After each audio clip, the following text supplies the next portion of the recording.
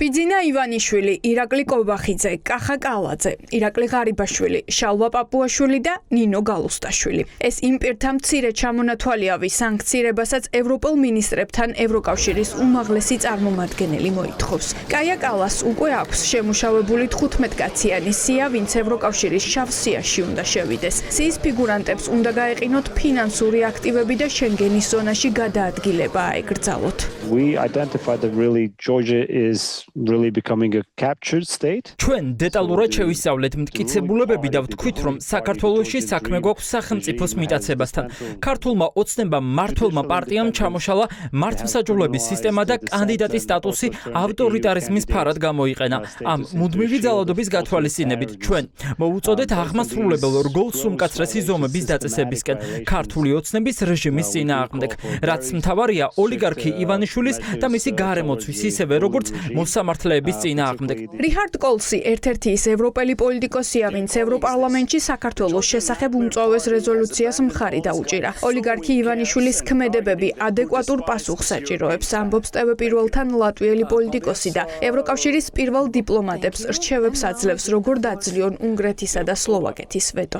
Just coming back on the visa liberalization. რაც შეეხება ვიზა ლიბერალიზაციის საკითხს, ეს არ უნდა იყოს მინიჭებული მუდმივად უპირობოდ.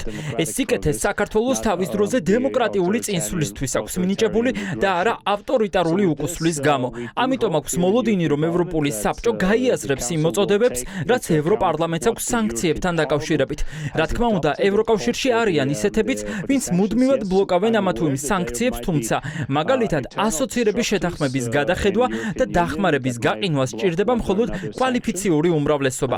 ჩვენ მოვუწოდებთ ევროკავშირს, რომ თუ განხილვისას საბოტაჟი იქნება მაგალითად უნგრეთისა და სლოვაკეთის მხრიდან რეჟიმის წინააღმდეგ მკაცრი სანქციების დაწესებასთან დაკავშირებით, ამ შემთხვევაში წევრ ქვეყნებს მიუმართავთ დააწესონ ეს სანქციები ეროვნულ დონეზე.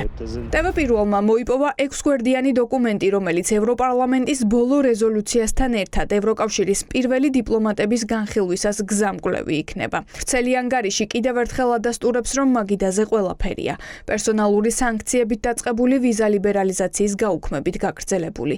დაკარგავს თუ არა საქართველოს ევროპაში უვიზო მიმოსვლის პრივილეგიას, ეს მას შემდეგ გამოიკვეთება, რაც ევროკომისია ამ საკითხზე საგანგებო წერილს გამოაქვეყნებს. The European Commission is preparing a warning letter to Tbilisi. ევროკომისია ამზადებს გამაფრთხილებელ წერილს თბილისისთვის და ეს წერილი მოიცავს გაფრთხილებას, რომ თუ ისინი კურსს არ შეიცვლიან, ევროკავშირი განიხილავს ვიზების ლიბერალიზაციის შეჩერების საკითხს. განსაკუთრებით შვედეთია მომხრე, რომ ვიზების შეჩერების საკითხი განიხილონ ოქტომბერში დაგეგმილი ადგილობრივი არჩევნების შემდეგ. იმ შემთხვევაში თუ რაიმე გაუმჯობესება არ იქნება. ასე რომ ვიზების შეჩერება ახლა არ მოხდება.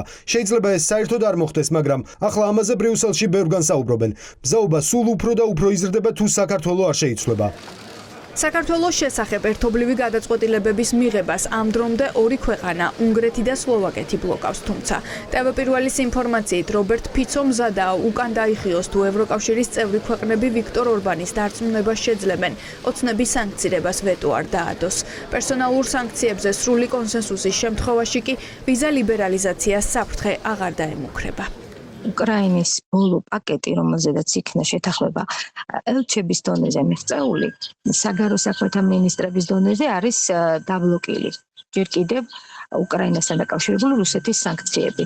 ამიტომ ამბობ, რომ შესაძლებელია, რომ უნგრეთის ვეტო მოხსნან ორივე საკითხზე და ამ შემთხვევაში სლოვაკეთიც უკვე აღარ იქნება არანაირ ვეტოში არც უკრაინასთან და არც საქართველოსთან დამოკიდებული. ქართული ოცნება კი უკან არ იხევს. ივანიშვილის პარტიამ ევროკავშირის საგარეო მინისტრების შეკრებამდე 2 დღით ადრე ჯერ პოლიტსაბჭოს სახელით განცხადება გამოაქვეყნა და ევროპელ პარტნიორებზე შეთქმულების თეორიები გაავრცელა. დღეს კი იგივე ივანიშვილის პრემიერმა საჯაროდაც გაიმეორა.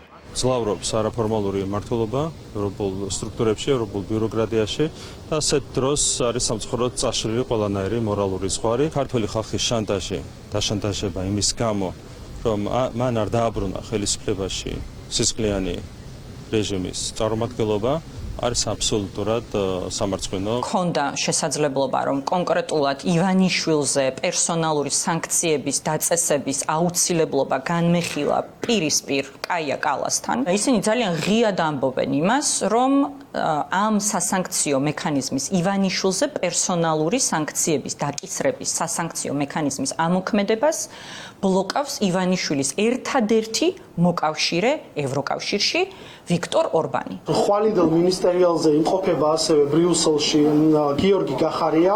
ჩვენი მხრიდან აუცილებლად ხაზი იქნება გასული ქვეყანაში არსებულ პოლიტიკურ კრიზისზე, მათ შორის რეჟიმის ტყვეებთან დაკავშირებით, რა თქმა უნდა მოხდეს შეთანხმება იმ პირებთან მიმართებით, რომლებიც ინდივიდუალურად აგებენ პასუხს ამ ქვეყნის ევროპული მომავლის მკვლელობაზე, შეჩერებაზე.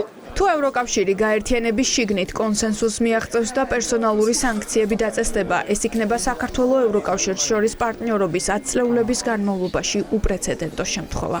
არსებობს ისეთი საკითხებიც, რაც მხოლოდ 15 ქვეყნის თანხმობა საჭიროებს. ასეთია უვიზო რეჟიმის შეჩერება და ასოცირების შეთანხმების გადახედვა.